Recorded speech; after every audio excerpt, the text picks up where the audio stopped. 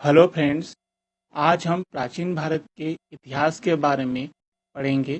प्राचीन भारत के इतिहास के बारे में अक्सर हर एग्जाम में पूछा जाता है, चाहे वो एसएससी हो, एमपीपीएससी हो, यूपीएससी हो, टीआरडी हो या कोई सी भी गवर्नमेंट एग्जाम में अक्सर यहाँ से क्वेश्चन पूछे जाते हैं। भारत के इतिहास के बारे में जानकारी हमको अक्सर धर्म ग्रंथ हो, ऐतिहासिक ग्रंथ हो, पुरातात्विक साक्ष्य हो या फिर विदेशियों का विवरण हो, उनसे हमको जानकारी मिलती है। विदेशियों को विवरण जैसे कि मैगस्थनीज ने इंडिका लिखी, तो उसके बारे में हमको जानकारी मिलेगी कि इंडिका में बताएगा कि भारत का मौर्य युग में कैसी जानकारी, मौर्य युग में भारत की राजनीतिक व्यवस्था किस तरह थी, उसके बारे में हमको जानकारी मिलती है।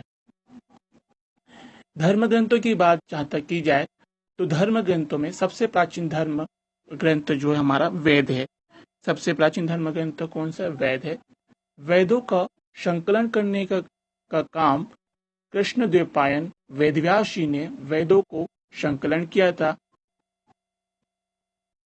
वेद 4 तरह के होते हैं: ऋग्वेद, यजुर्वेद, सामवेद, अथर्ववेद। ऋग्वेद की बात की जाए तो इसमें ऋचाओं के क्रमबद्ध ज्ञान को ऋग्वेद कहा जाता है। यजुर्वेद में यज्ञ के समय जो अनुपालन किए जाते थे, जो नियम है, और बलि के समय जो नियम पालन किए जाते थे, उनके बारे में जानकारी हमको यजुर्वेद से मिलती है। सामवेद में गाई जाने वाली ऋचाओं का वर्णन किया गया है, यानी इसमें यह क्या होगा, भारतीय संगीत का जनक इसी को कहा जाता है, क्योंकि इसमें गाई जाने वाली ऋचाओं का वर्णन किया गया है। और अथर्ववेद में हमको इसके बारे में जानकारी मिलती है कि जैसे श्राप, जादू टोना, तंत्र मंत्र, अंधविश्वास और विश्वास जैसी चीजों की जानकारी हमको अथर्ववेद से मिलती है। ऋग्वेद के बारे में बताया कि ऋग्वेद क्या होता है, तो ऋग्वेद में ऋचाओं के क्रमबद्ध ज्ञान के इतिहास को ऋग्वेद कहा जाता है। ऋग्वेद में ऋचाओं के क्रमबद्ध ज्ञान के जो संग्रह है उसको ऋग्वेद कहा जाता है। ऋग्वेद में 10 मंडल है, 1028 सूक्त है और 10,462 ऋचाएं होती है। 10 मंडल, हर मंडल में अलग अलग चीजों के बारे में जानकारी मिलती है। जैसे कि हम तीसरे मंडल में बात की जाए तो तीसरे मंडल में विश्वामित्र ने गायत्री मंत्र की रचना की, उसके बारे में जानकारी मिलेगी। 8वें मंडल की बात की जाए तो इसमें हस्तलिखित ऋचाओं के बारे में जानकारी मिलेगी। ऋग्वेद के पर जो पढ़ता था, ऋषि जो पढ़े जाते थे, उनको होर्त कहा जाता था। हर वेद को जो ऋषि जो पढ़ते थे उनको अलग अलग नामों से जाना जाता है। जैसे ऋग्वेद के पढ़ने वाले ऋषि को होर्त कहा जाता था।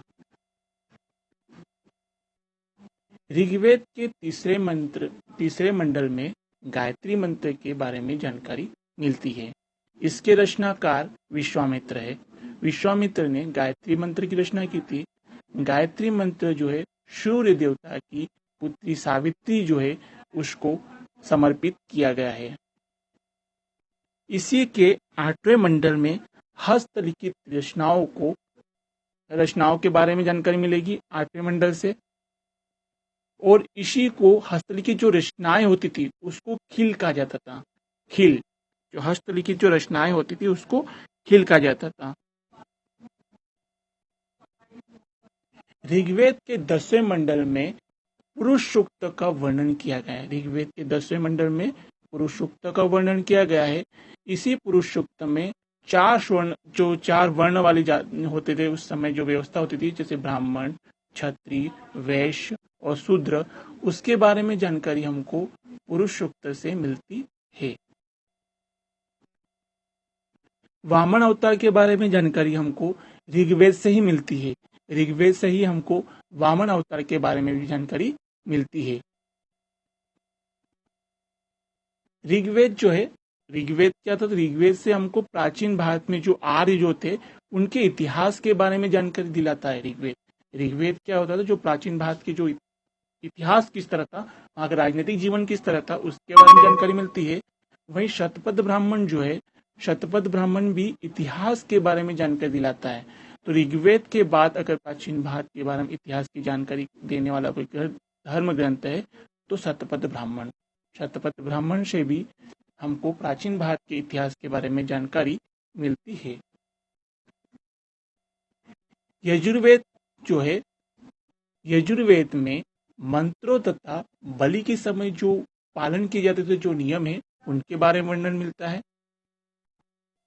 इसके पाठकर्ता को अधर्व्यू कहते थे। यजुर्वेद को जो पढ़ते थे उस ऋषि को अधर्व्यू कहा जाता था। जैसे ऋग्वेद के पढ़ने वाले ऋषि को हम होर्त कहते थे, वैसे यजुर्वेद को पढ़ने वाले जो ऋषि है उनको अधर्व्यू कहा जाता है। यजुर्वेद जो है यह गद्य और पद्य दोनों में है। यह एकमात्र ऐसा वेद है जो गद्य और पद्य दोनों में रचनाकार की गई है। तो अक्सर एग्जाम में पूछ लिया जाता है कि कौन सा वेद है जो गद्य और पद्य दोनों में है, तो यजुर्वेद। यजुर्वेद जो है एकमात्र ऐसा वेद है जिसकी रचना गद्य और पद्य दोनों में की गई है। साम वेद में गाई जाने वाली ऋचाओं का संकलन किया गया है, इसीलिए इस वेद को भारतीय संगीत का जनक भी कहा जाता है, क्योंकि इसमें गाई जाने वाली ऋचाएं है। इसके पढ़ने वाले ऋषि को उद्रार्थ कहते थे। इसके पढ़ने वाले ऋषि को उद्रार्थ कहते थे। जैसे यजुर्वेद के पढ़ने वाले ऋषि को हम अधर्व्यू कहते हैं, ऋग्वेद के पढ़ने वाले ऋषि को हम होर्त कहते हैं, वैसे सामवेद के पढ़ने वाले ऋषि को उद्रार्थ कहा जाता था। अधर्वेद में की रचना अधर्वा ऋषि द्वारा की गई थी। अधर्वेद की रचना किसने की? तो अधर्वेद की रचना अधर्वा ऋषि द्वारा की गई। इसमें हमको रोग निवारण, जादू टोना, औषधि, अनुसंधान, विश्वास, अंधविश्वास के बारे में हमको यहाँ पर जानकारी मिलेगी। ये धर्म वेद जो है ना, इसमें ज्यादातर तो अंधविश्वास और विश्वास जैसी चीजों के बारे में जानकारी मिलती है। यही ऐसा वेद है जो कन्याओं के जन्म की निंदा भी करता है।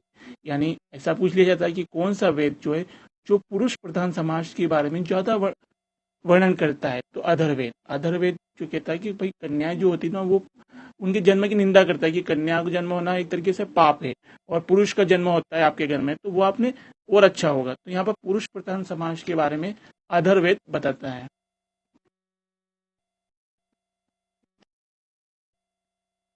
अधर्वेद में ही सभा और समिति को राजा की पुत्री कहा गया है। इस वेद में सभा और समिति को राजा की पुत्री कहा गया है, तो अधर्वेद कहता है। सभा में क्या होता था कि सभा जो होती ये विशेष लोगों की समिति होती है। सभा में विशेष लोगों का प्रतिनिधित्व होता था। इसमें विशेष लोग ही आते थे, वो अपना मत रखते थे राजा को। और समिति जो होती थी ये जन सामान्य के लिए होती थी। इसमें जन सामान्य जो होते थे, जो साधारण जनता होती थी ना, उनका प्रतिनिधित्व जो है समिति में होता था। सभा विशेष जनों के लिए होती थी, समिति सामान्य जन के लिए होती थी। और ये दोनों ही राजा की पुत्री कहा है। क्यों कहा है? क्योंकि सभा और समिति दोनों का अगर मत मिलेगा राजा को, तभी तक राजा अपने पद पर रह सकता था। और अगर सभा या समिति अगर विरोध कर देती थी तो राजा को अपने पद से त्यागपत्र देना होता था। इसीलिए सभा और समिति को राजा की पुत्री कहा गया है। सबसे प्राचीन वेद ऋग्वेद है और सबसे बाद का वेद अधर्वेद है। सबसे प्राचीन वेद क्योंकि इसकी पहले रचना हुई थी, वो सबसे लास्ट में जो अधर्वेद की है। इसीलिए तो ऋग्वेद में हमने देखा तो अच्छी बातें की गई है, और अधर्वेद में जादू टोना, मंत्र, वशीकरण, कन्याओं के जन्म की निंदा करना, ये सबसे बाद का वेद है। पुराणों में सबसे प्राचीन और प्रमाणिक पुराण मत्स्य पुराण है। सबसे प्राचीन धर्म ग्रंथ मैंने बताया कि वेद है। सबसे प्राचीन धर्म ग्रंथ वेद है। सबसे प्राचीन पुराण कौन सा है? तो सबसे प्राचीन पुराण मत्स्य पुराण है। स्मृति ग्रंथों में सबसे प्राचीन और प्रमाणिक स्मृति मनुस्मृति है। स्मृति ग्रंथों में सबसे प्राचीन और प्रमाणिक मनुस्मृति है।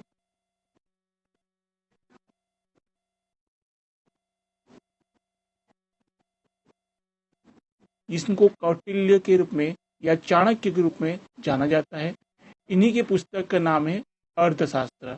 इनको ये एक महत्वपूर्ण राजनीतिक विचारक थे, राजनीति के ज्ञाता थे, इसीलिए इनको भारत का मैकियावेली कहा गया है। हालांकि मैकियावेली से पहले इनका जन्म हुआ था, फिर भी इनकी कंपैरिजन जो है मैकियावेली से की जाती है। कलहन के लेखक राजेंद्र रंगिनी है। राजेंद्र रंगिनी की रचयिता कलह ने राजत रंगिनी से हमको कश्मीर के इतिहास का वर्णन किया गया है। राजत रंगिनी में ही कश्मीर के इतिहास के बारे में वर्णन किया गया है। कलहन ने जो राजत रंगिनी पुस्तक लिखी थी, यह एकमात्र ऐसी पुस्तक है, पहली पुस्तक है जिसमें इतिहास को क्रमबद्ध लिखने का प्रयास किया गया है कि हर एक राजा जो कालक्रम में जो थे कि भाई ये राजा का कालक्रम क्या था, फिर अगले राजा का कालक्रम। तो इतिहास को अगर क्रमबद्ध लिखने का प्रयास जो है राजत रंगिनी से मिलता है। अष्टाध्यायी के लेखक पाणिनि है। अष्टाध्यायी जो है संस्कृत व्याकरण पर लिखी गई पहली पुस्तक है। संस्कृत व्याकरण पर लिखी गई पहली पुस्तक अष्टाध्यायी है, जिनके लेखक पाणिनि है।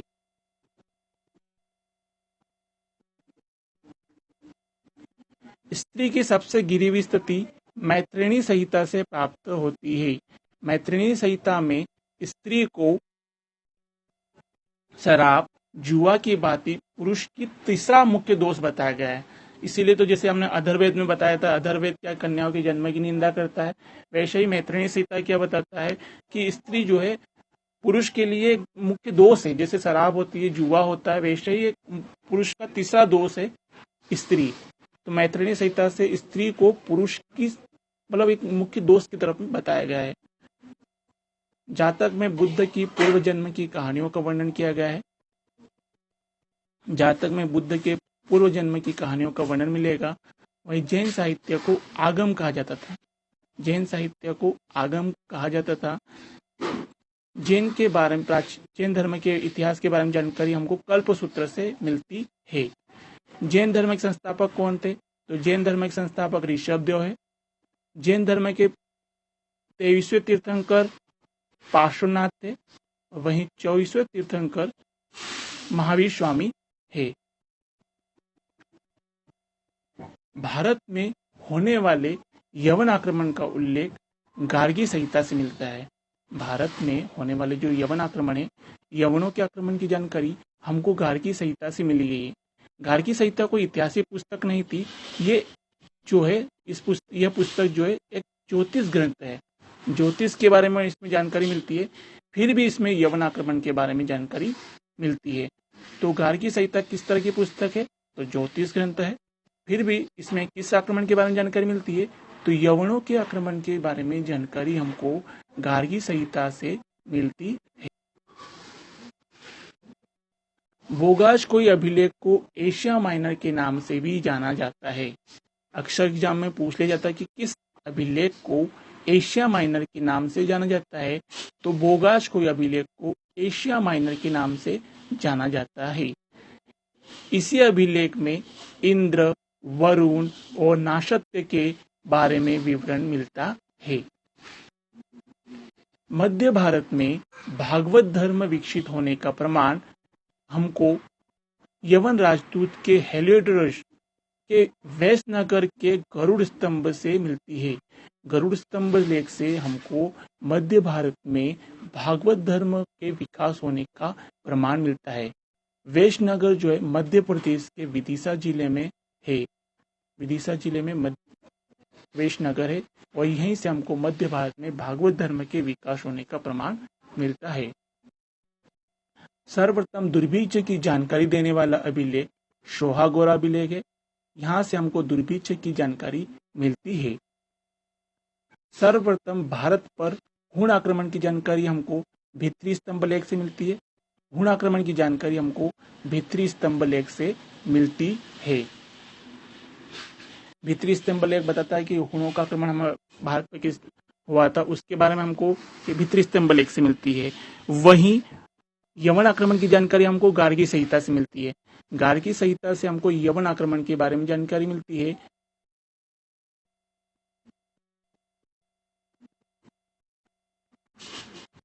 सती प्रथा का पहला लिखित साक्ष्य एरन अभिलेख से मिलता है। एरन अभिलेख से सती प्रथा का पहला साक्ष्य मिलता है।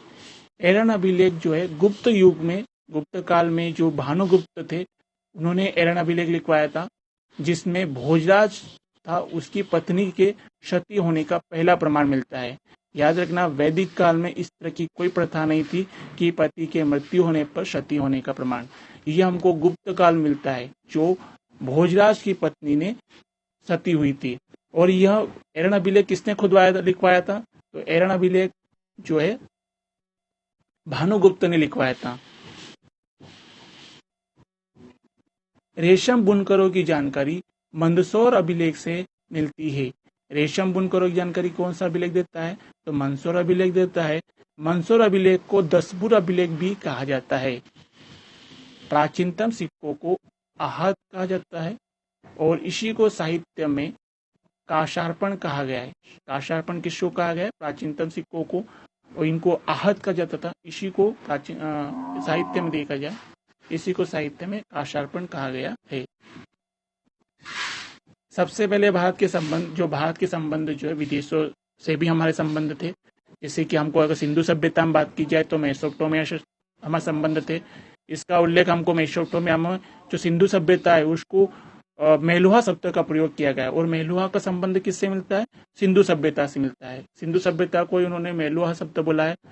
उस समय जो प्राचीन भारत थे, वैदिक काल में भारत के संबंध बर्मा, जिसको अभी वर्तमान म्यांमार कहा जाता है, प्राचीन भारत में इसको स्वर्ण भूमि के नाम से जाना जाता था। अक्सर एग्जाम में पूछ लिया जाता कि म्यांमार किस भूमि को कहा जाता है या किस देश का नाम है, प्राचीन नाम है? तो म्यांमार को पहले स्वर्ण भूमि के नाम से जाना जाता था। मलाया को स्वर्ण द्वीप के नाम से भी जाना जाता है। मलाया को प्राचीन नाम स्वर्ण द्वीप था। वही कंपोडिया को कंपोज प्राचीन नाम था, इसको कंपोज के नाम से वर्णन मिलता है प्राचीन इतिहास में। जावा को यवद्वीप के नाम से भी जाना जाता है।